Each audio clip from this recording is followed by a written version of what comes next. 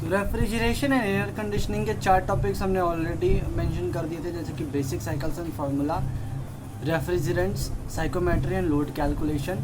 इनमें से आज हम डिस्कस करेंगे बेसिक साइकिल्स एंड फार्मूलाज के बारे में। ये थोड़ा बहुत मीडियम टॉपिक होगा जो इम्पोर्टेंट फार्मूला से समझेंगे, बहुत ही क्विक रिवीजन करेंगे और उसके बाद थोड़े न्यूमेरिकल पे ट्राई करेंगे। तो हम अभी डिस्कस करेंगे पहला टॉपिक।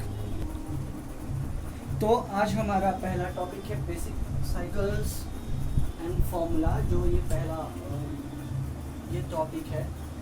तो हम एक एक करके समझने का ट्राई करेंगे। तो फर्स्ट टॉपिक इसमें आता है COP। COP क्या होता है? Coefficient of performance. Coefficient of performance, coefficient of performance. मैं आप लोगों के लिए सबसे बेस्ट एक आइडिया बताता हूँ। वो आइडिया ये है कि इस वीडियो को 2x की स्पीड से देखना, इससे आप लोगों का टाइम बचेगा। तो COP का क्या है? COP का फॉर्मूला होता है डिजायर्ड वर्क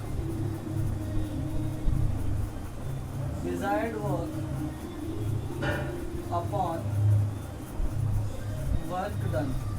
ऑब्वियसली यही होता है COP, कोफिशिएंट ऑफ परफॉर्मेंस। अच्छा, ये जो वर्क डन, ये इसलिए फॉर्मूला आता है क्योंकि थर्मोडायनेमिक्स के सेकंड लॉ की वजह से आता है।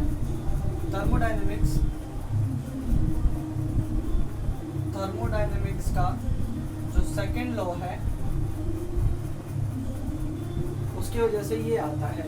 सो अगर हम कहेंगे कि कोफिशिएंट ऑफ परफॉर्मेंस बताओ, तो तुम बोलोगे कि ये है desired work upon work done.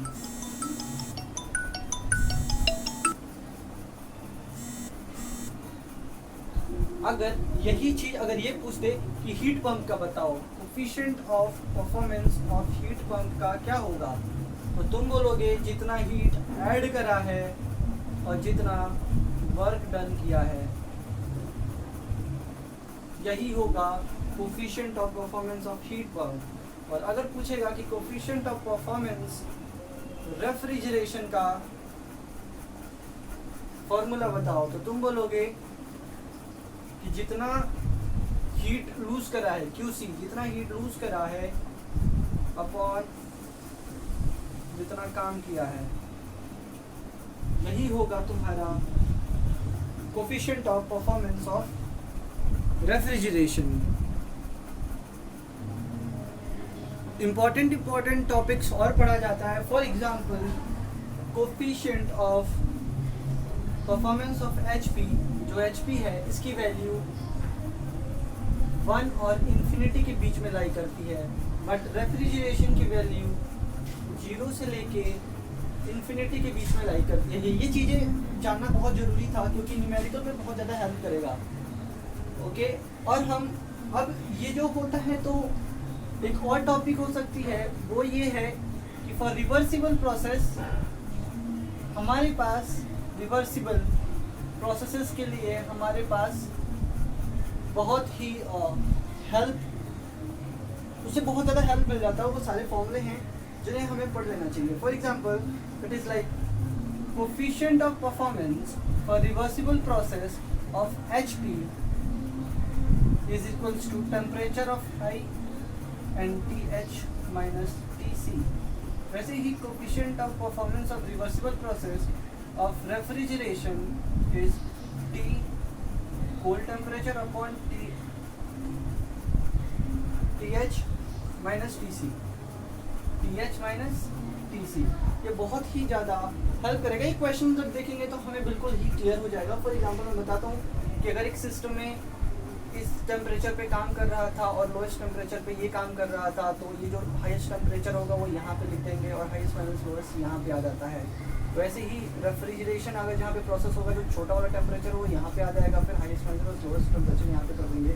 तो ये हमारा COP ऑफ रेफ्रिजरेशन और COP ऑफ हीट पंप हमारा आ जाता है वहाँ पे।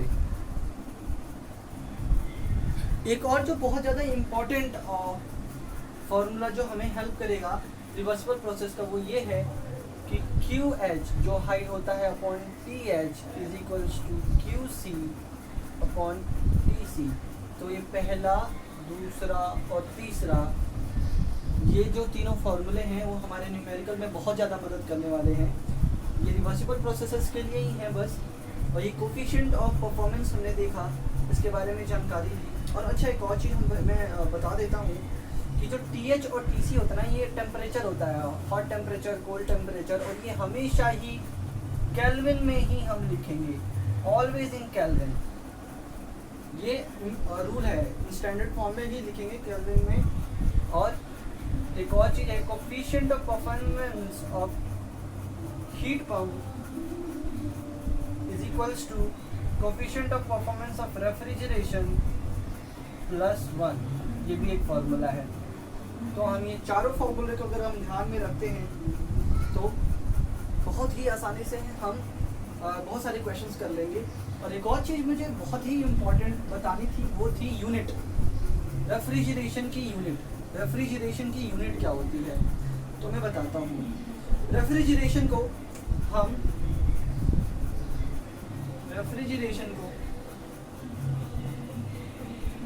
हम इसको लिख सकते हैं वॉट में, किलोवाट में। और आजकल एक नया टर्म यूज हो रहा है, टन ऑफ रेफ्रिजरेशन। ये अमेरिकन सिस्टम है, पर इसका भी वही बात है, ये टन ऑफ रेफ्रिजरेशन TR होता है, टन ऑफ रेफ्रिजरेशन। और मैं इसके कुछ यूनिट बताता हूँ, जैसे कि 1 TR होता है 50 किलो कैलोरी पर मिनट। ये इक्वल होता है 210 किलो जूल्स पर मिनट। और ये इक्वल होता है 3.5 किलो वाट के।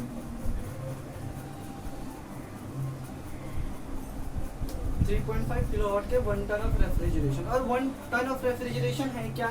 एक्चुअली 1 टन ऑफ रेफ्रिजरेशन है कि अगर 1000 kg वाटर 0 डिग्री सेल्सियस पे जब वो आइस बन जाता है, वही है 1 ton of refrigeration. 1000 kg water 0 degree Celsius पे वो आइस बन जाए, जितना वो हीट रिजेक्ट करेगा, वही होता है 1 टन ऑफ रेफ्रिजरेशन। तो हमें पता है कि हम अपने यहाँ पे जो घरों पे हमारे एसीज होती हैं, तो वो उनकी यूनिट टन में ही देखी जाती है, यही उनका सिस्टम होता है।